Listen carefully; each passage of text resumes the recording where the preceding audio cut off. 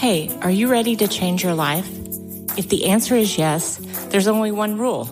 You have to change your mind first. And my friend, there's a place where the neuroscience of how your mind works smashes together with faith and everything starts to make sense. That place is called self-brain surgery. You can learn it, and it will help you become healthier, feel better, and be happier. And the good news is you can start today. Thanks, Lisa. Hey, so glad to have you listening today. I'm Dr. Lee Warren, and I live in Nebraska in the United States of America with my incredible wife, Lisa, my father-in-law, Tata, and the super pups, Harvey and Lewis. I'm a neurosurgeon and an author, and I'm here to help you harness neuroscience, the power of your brain, faith, the power of your spirit, and good old common sense to help you lead a healthier, better, happier life. Listen, friend, you can't change your life until you change your mind, and I'm here to help you learn the art of self-brain surgery to get it done. If you like the show, please subscribe so you never miss an episode, and tell your friends about it. If you tell 2 or 3 friends this podcast was helpful to you, imagine how much good we can all do around the world together. I'm Dr. Lee Warren, and I'm here to help you change your mind so you can change your life. Let's get after it. Good morning, my friend. I hope you're doing well. It's about 6 o'clock in the morning, and it is going to be a great day around here. I'm excited about all the things that the Lord is doing in North Platte, Nebraska, and it's lovely. I hope you're great wherever you are. We've had a lot going on lately, a lot of challenges. There's, of course, the world's kind of on fire. There's conflict in Europe, and there's all kinds of things to be praying about.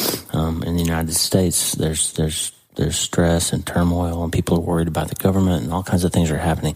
And I just want to give you a minute today to think about your thinking. Okay, we're always talking about you can't change your life until you change your mind, and that's true. And I've got self-brain surgery tip number 25 for you today. Remember, I did 31 of these self-brain surgery tips on Twitter a while back, and they were pretty popular. I'm going to put them all together in a single post sometime for you. But I've been just doing these little short episodes of self-brain surgery. And here's number 25. It takes the same amount of work to be in a bad mood as it does to be in a good mood. And both are decisions. Listen to that again. It takes the same amount of work to be in a bad mood as it does to be in a good mood, and both are decisions. Here's the thing, my friend. God has given humans a unique neurological ability that no other species has, called selective attention. It takes the same amount of work to be in a bad mood as it does to be in a good mood, and they're both decisions. Here's what I mean by that. You have the ability, the God-given ability, to engage your frontal lobe and your brain to select what you will pay attention to. Now, I watch Harvey and Lewis a lot, my dogs. You hear me talk about them a lot. And when they get outside and they get on a gopher, or they get on a mole, or they smell something, they start digging, or start hunting a mouse, they cannot turn their brain off and stop going after that thing. And sometimes it's dangerous. Sometimes they're chasing a car or something, and I've got to shock them with their collars to make them stop. And it takes a lot, sometimes, of pain to get them to turn their brain off of the thing that they're fixed on. And that's because they don't have selective attention. They don't have the ability to stop thinking about the thing that their entire brain is telling them is most important right now. And it takes a lot to change their minds, right? They can't change their lives until they change their minds either. But if they're out there digging and we drag them in and finally get them inside and calm them down, give them a treat or give them something to eat and give them a bath and get them on the couch and we're watching TV, it's amazing how often 3 or 4 hours will go by. And as soon as they need to go outside to go to the bathroom again, they'll run right back to that same spot and start digging again. Right back to the same thing. Their brain has paused, but when they get that first smell or that first scene of outside, they go right back to the same situation. They cannot switch their brain from one thing to another. Now, some people, all of us really at times, have a problem where we forget or we don't know that we have selective attention. We think that events or circumstances or other people can force us to think and feel certain things. I have a person that I love who occasionally will say something like this: boy, you better not wake me up early. Don't make a loud noise and wake me up or I'll be in a bad mood all day. I've heard women say of that of their husbands, gosh, boy, you don't want to get him up on the wrong side of the bed or the whole day is going to be downhill from there. That is a selective attention problem. That's where you think that if something happens at a certain point in your day, that you are fated to have the rest of your day be messed up. You're going to be in a bad mood. You're going to be grumpy. You're going to be angry. You're going to, be sleepy or whatever. That's because you have not learned, or you have forgotten perhaps, that you have the ability to change trains. And I'm going to give you a metaphor here. I was thinking about this the other day. We were watching some show. I think it was Elementary. and somebody was on a subway in New York City. And in the subway, you can get on a train and you can ride as far as you want to go to the end of the line, or you can get off at the next stop and get on another train and go somewhere else entirely. Right? You can just make a decision that I'm going to get off this train and get on to that train. But if you don't, if you get busy reading your paper or reading your iPad or listening to music or fall asleep, you can actually ride that train as far as it'll go until it's over and you wake up somewhere you didn't intend to go, right? But you have the ability always to just change trains. And that's very much like what happens when you decide to change your stream of thought, when you decide to engage selective attention. You can change trains and you can change your entire emotional state. You can change your entire line of thinking, and that'll change the brain chemistry inside your head. It'll change what your neurons are doing. It'll change how your heart beats. It'll change everything about your physiology if you decide that you are going to take control of your mental state and not let emotion and circumstance drive it like reflexes like Harvey and Lewis do. I was thinking about this the other day when I heard a certain song, an old song by James Taylor called Song for You Far Away. I'll play it for you. I'll play it for you now, actually. This is James Taylor's Song for You Far Away. A musical number for you now.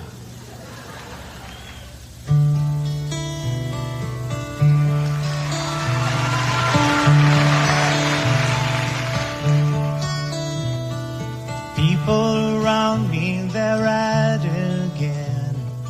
God only knows how they do it.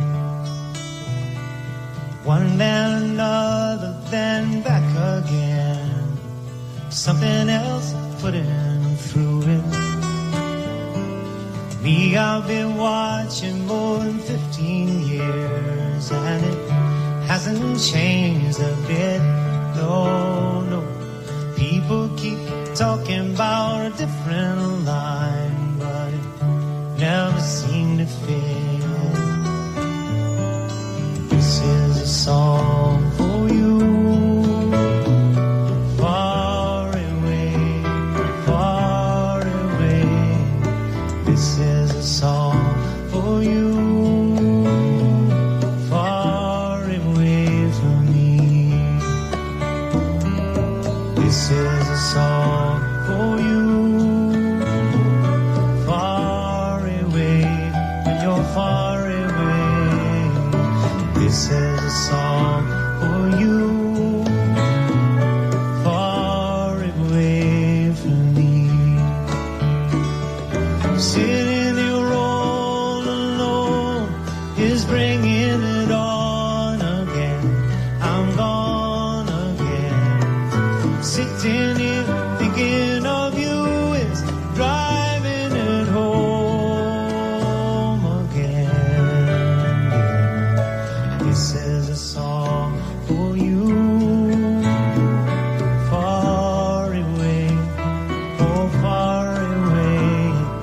This is a song for you, far away from me. Open the door, it takes me back. Oh, it takes me back.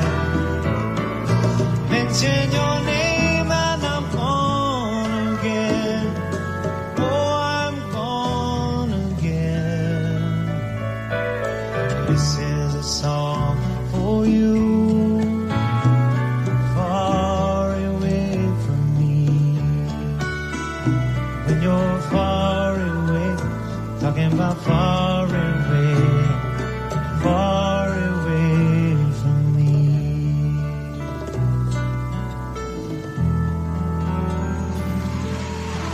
That's a song I learned how to play a long time ago, and it's kind of a sad song to me. He's singing to somebody who's far away, and every time I hear that now, I think about Mitch.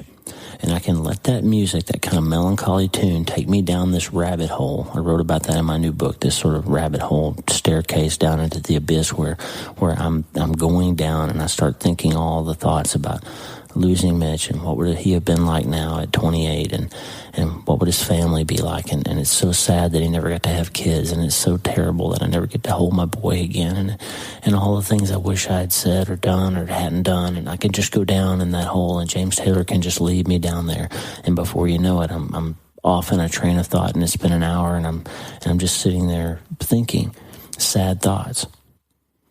Or I can do something different. I can say, yeah, that song reminds me of Mitch, and boy, he was a good kid. And I remember that time we went to the beach, and I can change the direction of that thought process, and I can find some place to redeem it and bring it back into the light, and I can go on about my day and have a positive memory of my beautiful son instead of being down in the abyss. Right? I can engage selective attention.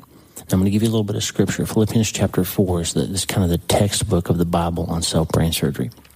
In context, Paul, the apostle, wrote this book in a Roman prison. He was in jail. And we're not talking about a white-collar prison in Connecticut where he had exercise time and got to read the paper and had a nice meal. This is a Roman prison. He's chained to the ground in bars, probably on a dirt floor, probably with murderers and rapists and all kinds of other terrible things happening around him. And yet he can write this in Philippians chapter 4. He can say, starting in verse 4, rejoice in the Lord always. I will say it again, rejoice. Let your gentleness be evident to all. The Lord is near. Do not be anxious about anything. He's in a Roman prison. He could be executed. He could be flogged any minute. He could be gang raped by the people in there. He's saying, rejoice. Don't be anxious. But in every situation, by prayer and petition with thanksgiving, present your request to God. That's the mechanism of self-brain surgery. You pray, you meditate, you lay it before God, you give it to somebody bigger than you. And the peace of God, Paul says, which transcends all understanding. You can't understand it, but he's going to do it. The peace of God will guard your hearts and your minds in Christ Jesus. Your heart and your mind, friend, need guarding. Because if you don't guard them, your brain will take them down a rabbit trail. Your brain will forget that you have selective attention, and you'll go down the hole like I do sometimes with Mitch. And he says, finally, and brothers and sisters, whatever is true, whatever is noble, whatever is right, whatever is pure, whatever is lovely, whatever is admirable, if anything is excellent or praiseworthy, think about such things. Here's the deal, friend. You're going to spend your time thinking about something, and that something that you think is going to put you on a train that takes you somewhere. And where you end up is dependent on either where the train's going or whether you decide to change trains or not. And it is completely your choice. Self-brain surgery tip number 25. It takes the same amount of work to be in a bad mood as it does to be in a good mood, and both are decisions. That's just the tip of the iceberg about this ability to select your attention. There's a famous attention test. Daniel Simons and Christopher Schaberts did it. It's on YouTube. I'll put a link in there. And it says, count how many times the players in white pass the basketball. And it shows this group of kids. There's some are in black shirts and some are in white shirts. And they're dribbling a basketball around, moving around in circles, and they're passing the ball to each other. And the test is you're supposed to pay attention to how many times the players in white jerseys pass the ball to each other. And it's just a minute or two, and you can count how many times they pass. I don't want to spoil it for you, but at the end it says how many times did they pass the ball, and you answer it, and you're either correct or incorrect. And then it asks you a question, but did you notice something else? There was something else happening during that time. And if you're focused completely on the white players, you'll miss the thing that's also happening in the scene. And so check it out. I guess I will spoil it. You've probably already seen it, but halfway through the video, when you're watching these players pass the ball, a guy in a gorilla suit walks out, and he stands in the middle of the screen, jumping up and down, waving his arms, and then he walks off stage. And it's amazing. People have not seen that before or have not been exposed to that. A tremendous percentage of people never notice that gorilla walking by. They're so focused on the white players passing the ball, the players in white jerseys passing the ball. I'm sorry about my voice this morning, by the way. A little frog in my throat, I can't quite clear. But so people focus in on the task, and they miss something else that's out there that's right in front of them. And that's the problem. If you don't learn how to engage selective attention, if you don't learn how to zoom out or zoom in or pay attention to other things, you can miss some great things in your life. If you're grumpy all day because somebody woke you up early, then you'll miss somebody else who's trying to be sweet to you, or your wife's made you breakfast, but you're in too bad of a mood to enjoy it, right? You don't pay attention, and you miss the gorilla right in front of you. You miss the opportunities to witness or help other people. You miss Jesus standing right in front of you saying, hey, trade those sorrows for something else. Self-brain surgery tip number 25, friend. It takes the same amount of work to be in a bad mood as it does to be in a good mood, and both are decisions. You can change trains. You don't have to ride it to the end of the line. You have the gift of selective attention, and you can do it. Check out Philippians 4. Check out the song I'm about to play for you is Trading My Sorrows. I thought the Daryl Evans old song, Trading My Sorrows, is a great example of this. You can choose to have these sorrows and just sit with them like I do sometimes when Mitch just it overwhelms me. Or you can trade them for something else, the joy of the Lord. You can let the beauty come from ashes, as he promises he'll do for you. You just have to decide to change your mind. And to do that, my friend, you have to start today.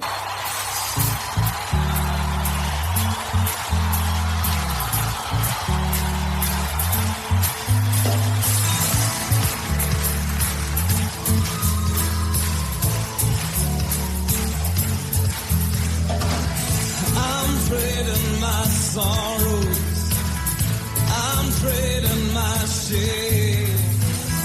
I'm laying them down for the joy of the Lord. Yeah, I'm trading my sickness. I'm trading my pain. I'm laying them down for the joy of the Lord. We say yes, Lord, yes, Lord, yes, yes, Lord. Yes, Lord, yes, Lord, yes, yes, Lord. Yes, Lord, yes, Lord, yes, yes, Lord, amen. I'm pressed but not crushed, persecuted, not abandoned, struck down but not destroyed. I am blessed beyond the curse, for his promise will endure, that his joy is gonna be my strength. Though the sorrow may last for the night, his joy comes with the morning. I'm trading my sorrow, I'm trading my shame. I'm laying them down for the joy of the Lord. Trading my sickness, I'm trading my sickness. I'm trading my pain. I'm laying them down for the joy of the Lord. Oh, we agree with you, Lord. We say, yes, Lord, yes, Lord, yes, yes, Lord. Yes, Lord, yes, Lord, yes, yes, Lord. Yes, Lord, yes, Lord, yes, yes, Lord, amen. We say, yes, Lord, yes, Lord, yes, yes. We say, yes, Lord, yes, Lord, yes, yes, Lord. We say, yes, Lord, yes, Lord, yes, yes, Lord, amen. I am pressed but not crushed, persecuted, not abandoned, struck down but not destroyed. I am blessed beyond the curse, for his promise will endure, that his joy is gonna be my strength. And though the sorrow may last for the night, his joy comes with the morning. I'm trading my sorrow, I'm trading my shame. I'm laying them down for the joy of the Lord. I'm trading my sickness, I'm trading my pain. I'm laying them down for the joy of the Lord. Yeah. Come and set our feet a dancing, put a new song in our heart, oh God, a song of praise and hope. Ooh, la la la la la la la la la la. Come on. La la la la la la la la la. La la la la la la la la la la. Ooh, la la la la la la la la la. La la la la la la la la. La la la la la la la la la. Well, let the children of God dance.